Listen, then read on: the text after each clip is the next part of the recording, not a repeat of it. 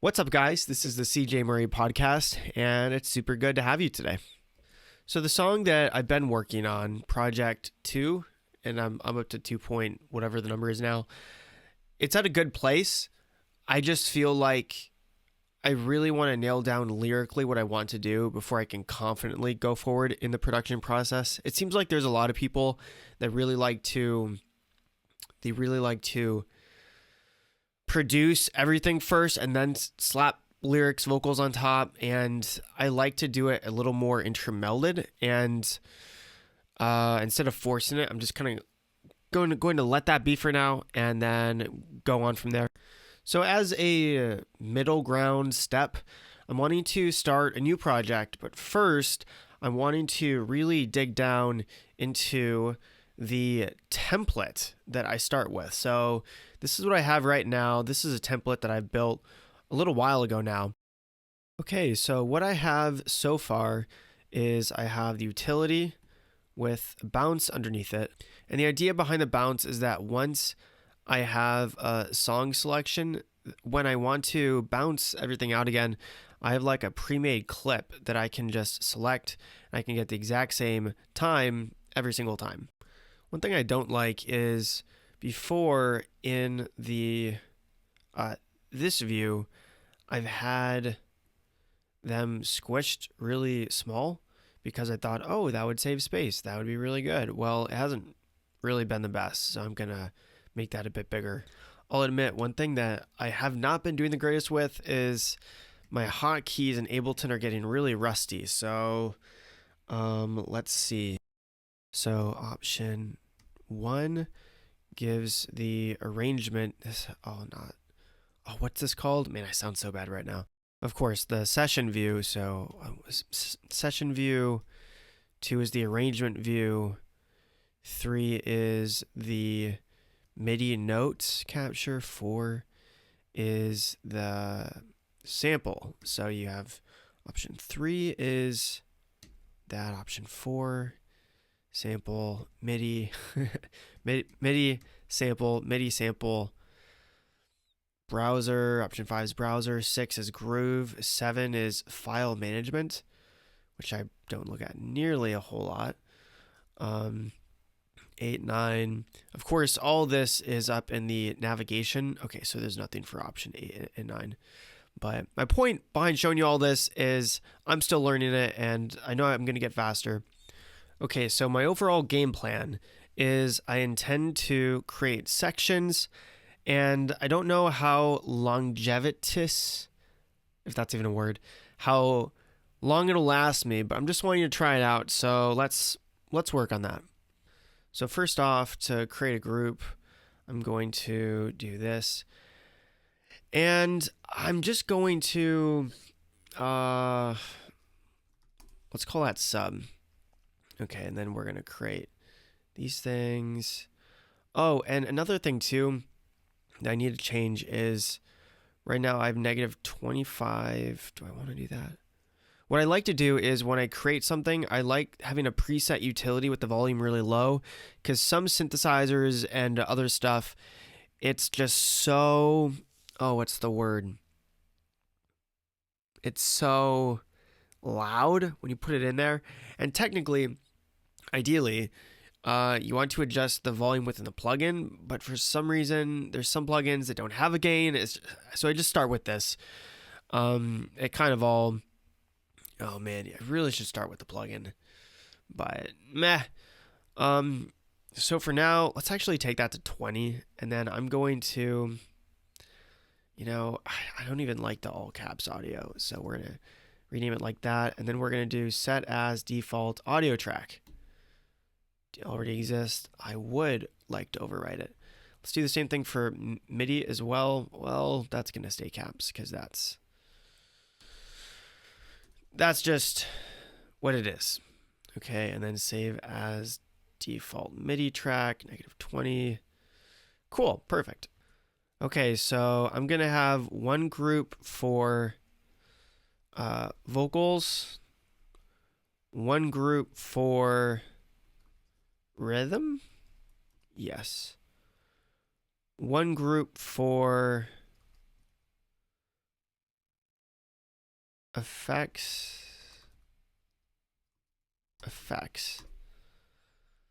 and one group for, okay, so I've been going back and forth between orchestration,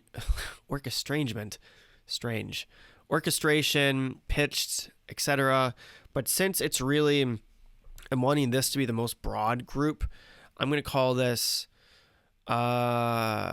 core for now. So that'll be basically everything. So vocals, and then core, rhythm, and then effects. I think that's probably the best way to go. Yeah. I think I want, I'm going to make this dark. Vocals, I think I want like a darker blue. And then everything underneath can be like a lighter blue. Maybe even lighter than that. Nope, that looks horrible. Let's go darker. I grouped them like so. I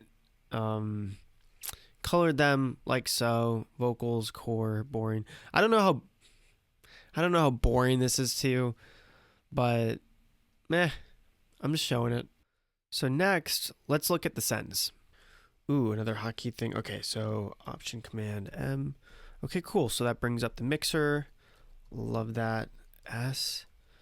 Sends? It should be sends. Oh, no, not sends. Returns. Command Option R. Brings the returns. I for input. No U. O, I guess, is the universe. Oh. A, S. Now I'm just going. Nope, wrong one. G. Oh, I guess G does groove. Hide takes away everything. Okay, L. Looks like L controls the audio effects. Okay, so L, M. M is for mixer. L is for lots of plugins. I don't know. Z. Whoa, Z does undo history. Now that's cool. I should keep that in mind. What's really funny is I did Option Command V, and that was my hotkey to stop this recording. So, oh, and then also just because I'm using OBS, you can't see the software because it's hidden. But in learning OBS, I manufactured the hotkeys so I can flip between this, like what you see, and then the screen. But what's really neat is I was able to do that so that I can click anywhere on any software and I can still flip between the two. Really cool. Very much more difficult than I thought it'd be. Maybe I'll do a video on how I did that at some point. But yeah, so I didn't stop the video. I stopped the video. I don't want to do that. Oh, and then Command Option B in OBS is, again, you can't see this window. It does, there's the hotkeys. It's for streaming, but that's also the browser. So Command Option. There we go. I just fixed it, so now that doesn't trigger anything in OBS. Now that can just be browser. Love it. Okay, now to actually do the sends, which is Command Option R for returns. And that is a lot of returns that are not being used. Does it show all of them? It does. Well, for a template, I think that's kind of overkill. Traditionally, what I've like to do, okay, there we go. Traditionally, sometimes I will have multiple sends so that, you can kind of layer types of reverbs. But honestly, to start out a project, I don't think that's going to be, that's all what I want. So for a template, I guess I'm going to delete those because you never know. Well, here, let me undo that. Let me leave just one at least. You gotta do that. A. And then, devices, clip, no, 4. There we go. audio effect. No clip. Yeah, that's what I want. Okay, so nothing's on it. Let me just rename that to, oh no, what does that do? Command R, that's literally what it just was. So that did nothing for my life. One thing, this is probably more for your sake than mine, but right here, this -14, so this controls the click volume as well as samples that I play. And if I take this down, then you don't hear anything. I don't think I want it that loud. Let me do, there we go. That way it's not as loud for you guys. So, you're welcome. I'm a little torn about the limiter. So if I take this down, this would kind of put some of the volume up. I'm going to explain this as I go. I'm going to drag in a loop so I can kind of illustrate my points. Can we loop this? That loops. Okay, cool. So if I do this, oh, I guess that didn't do anything. Maximize, is that gonna do it? Yeah, so that kind of does that. And part of why I think the volume's so low, see, you have that -20 on there. So let's bring that volume up. Okay.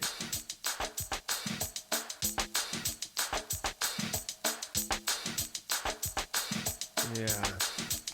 Okay, so this is gonna be a kind of a mixing strategy long term. So you guys need to be able to hear it at good volume. I need to hear it at a good volume. And you don't want to risk clipping or distortion. And so if I have the limiter already at, can I just type in -8?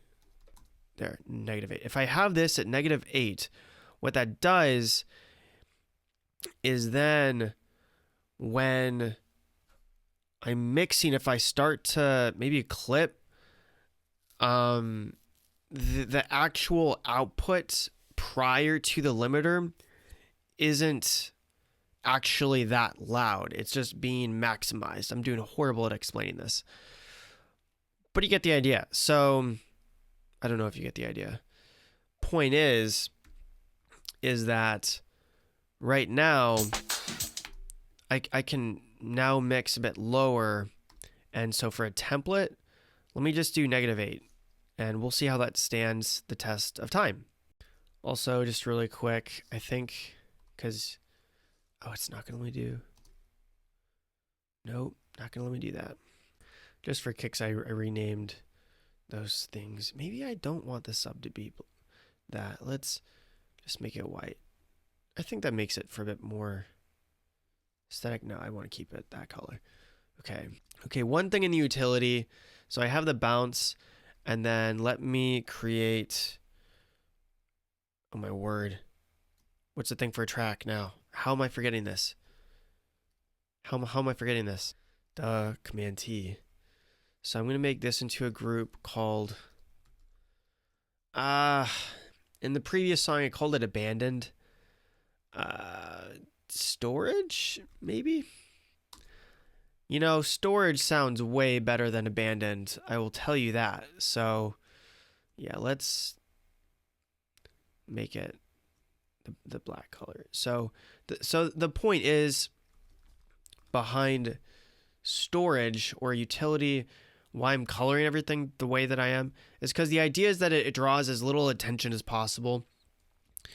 I want the attention to be on the song, the tracks, whatever. And so, yeah, I think that those colors that just are like so, I think that's a good thing. Yeah. Another thing too is right now the tempo's at 95. Why not make it 100 as like a template? I think 100, it's a very basic starting point. Also, is that MIDI dub? Yeah, I'm gonna start off with that. I'm on the very tail end at this point. I'm just kind of, okay. And then you have this as the beginning of the song. I think I think it's good to have a measure of kind of pre-roll such that any like intro fade or something, it can kind of, you has that space. Also, the bounce starts a little bit before this, and to be honest with you, I don't know why I can't just do that. I have that marks the beginning, and then width, and this marks the end. You know, okay, I have these markers in here from my template, but I wonder if, so you have that, can I just select between the markers there?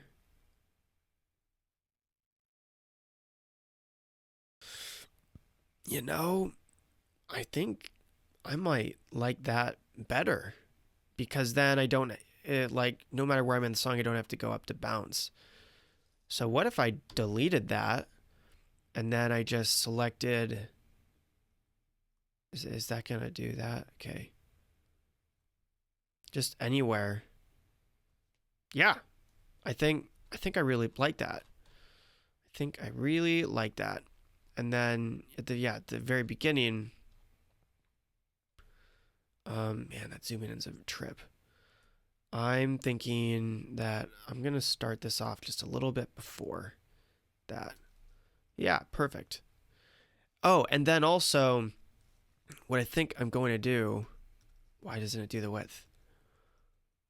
Oh, well, that's kind of annoying. You know what? Okay. Okay. So when I do height, that works. It kind of expands everything so that it fills. That's great. But the width, when this clip is here, I can do W and it just goes there. You know, but like, let's say if I just had a track, I only had 10 bars so far and I wanted to bounce that out. Maybe I don't want it to expand that far because every song's going to be different. Okay. Okay, so then let's delete the bounce. Let's move this is going to sound very counterintuitive. I'm going to move this ending to the very beginning. So now it's going to look like this. And so then as I'm building a track, maybe I could do this. Yeah, so then once I start building a track, then I'll gradually move this ending marker as I go, and then the width can expand. So yeah, that'll be what I do. And you know, if bounce is no longer going to be under utility, maybe I don't need storage. I can just put any extra stuff under utility. Oh, but I need an audio file in there for me to delete everything else. So let me just call that storage, because that's just gonna be there for what it is. Then yeah, make it that really dark gray. Okay, so I think I'm pretty happy with that. The one here is pretty low. Can I set that? Whoa, that's cool. Let me put it at 5. Actually, where's that audio clip that I had pulled in browser? Is it you? Okay, let's pull you in. So if I have this at 1, you can't see anything. I'm not a fan of that, but if I set this at 5, cool. So now when I put in audio, you know what? That might be a little too big. Let's go 3. That's 6. Come on, keypad. Majored in accounting. I should know my keypad. Right. So there you go. I think I'm happy with 3. That's good. That's beautiful. Oh, one thing that I'm not a fan of is whenever I create any track, it always does the external in from 2, but 2 is not the main. I'd rather do 1 before 2. That seems pretty intuitive, right? Intuitive. That hurt me. So let's find where there's like a default for that. Use tab key to navigate. What's that all about? I have no idea, but I like to click things. Input channel, tempo follower, follow, cool. You know, it has to be somewhere. Oh, duh. So remember how I had, save as default? Yeah, save as default audio track. There you go. I've done it. Also, for the mixer, when I bring the mixer up like this, if I want to go back like that, if I'm going to pull it up, I think I want it to go like halfway. I don't do a whole lot with main. So yeah, and then I have the sends, I have the returns early on in a project. Since there's more room, I think that would be good. So yeah, returns. Interesting. So if I go here, now the returns goes, take that away. Now it works like that. So cool. Well, that's fun. Oh, and then also for the template, I will create the clip so that the clip view goes about halfway as well. So that's the groove. That's the browser. That's audio. That's clip. Cool. This is me expanding my workflow. Take a note how you will. Another thing that I want to do is I want to reshape how these keys go to markers. So this is the intro, right? Or the very beginning of the song. And I want this, well, I guess I already have it as exclamation mark and 0. Okay, so essentially, if my cursor selection is there and I do shift 1, that's going to go there. If I go shift 0, it's going to go to the end. And so I guess I have the idea that markers can go all the way through. Wow, so I thought I was going to configure that, but it's already in my template. So now if like, let's say I go set, let's say I set a marker there, and then so I click on this, and how do I map that now? Oh, I see. I click on, okay, so let me click on this and then we do like shift 9. Cool. So now command K. So now I go shift 1 takes me there, shift 9 or shift 8 takes me there, and shift 9 takes me there. I don't know if you could see that, but that was really good. I'm going to delete this for now, but it's good to know those markers are already in place, especially if I'm wanting to select the entirety of the song. Oh, and by the way, remember how I said that there was a really neat way that I could kind of flip between these two views? Well, I made a new scene in OBS that can like zoom in specifically on these things. And so I'm thinking that I want to video. I want to copy that. Can I paste it? Whoa, I can paste it.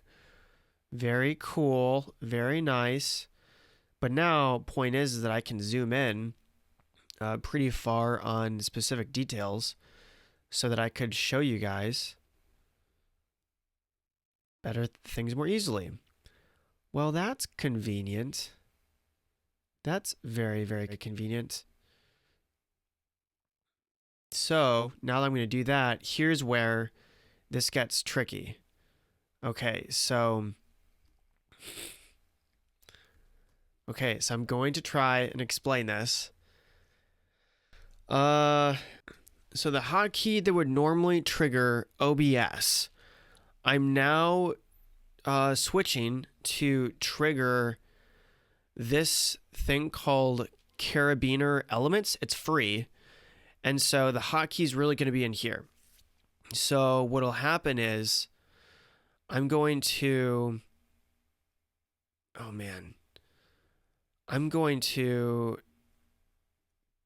create a universal hotkey that will override everything.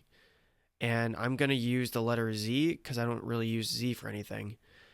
And then another thing that's hardly ever used is, let's go F19. So now when I hit the letter Z on my keyboard, it's going to trigger F19. So now I go to OBS and, oh, I suppose you can see it. And I guess I'm also too lazy to show. So now when I hit Z for the hotkey for zoom, switch to scene, it's F19. Okay, cool. So now F19 is in OBS. And now I'm going to do a complex modification. So edit, I'm actually going to copy paste this whole thing. So now I'm going to add a new rule so that I'm wanting the letter D. That'll take me to that scene. Plus D to F19. Command Control D will take me to zoom. Key code D, I guess. And F19. Boom. Perfect. So now let's try this out. We have this, we have this, we have this. Now we have zoom. Very, very nice. I wonder if I can zoom in even further. Okay, so now, like, for example, if I want to show that stuff again, was it Shift 1, Shift 9, or Shift 1, Shift 0. Cool, now you can see it. So there to there. Isn't that cool? I think that's pretty cool. Let me do the hotkey. I'm having too much fun with that. Fun. I think another thing too is this sub right here. It just the name, utility sub. It doesn't feel as complete. Like, what does sub even stand for, right? What's sub even stand for? I don't know. I don't know. What should I title it? I don't know. You know, I know. My main. Can you retitle that? I thought you could. Like, rename, edit info text? Well, I thought you could. Main. Because honestly, I would name this master, but in truthfulness, it's not the master. This is the master. I confirmed with ChatGPT I cannot rename main. So does this make this the master? I guess master. I mean, what if I renamed it top? Top's kind of cool. Top. Pre. I don't know. You know what? I think I like global. Global is better than sub. Nope. Oh, wait. Let me use my new hotkey. Wait. I'm going to try that again for practice. So, okay. So now I'm here. And now you can see that it's right here. So that's pretty cool. I'm happy with this workflow. Okay, so I don't know what else I need to cover. Well, this is a template, and I don't know what you're doing over there. So in fact, I don't... Height, width. Zoom out. Zoom out. Yeah, let's set that loop there for kicks. Okay, so I think for a template, I'm really happy with this. Well, hey guys, thank you so much for checking in on this episode. If you made it through this whole thing, props. Props. Email me. I want to hear. If you're the type of person that can sit through that, shoot me an email. cjmurraymusic@gmail.com. You're probably cool. Cool by my standards. Anyways, thanks for checking in, guys.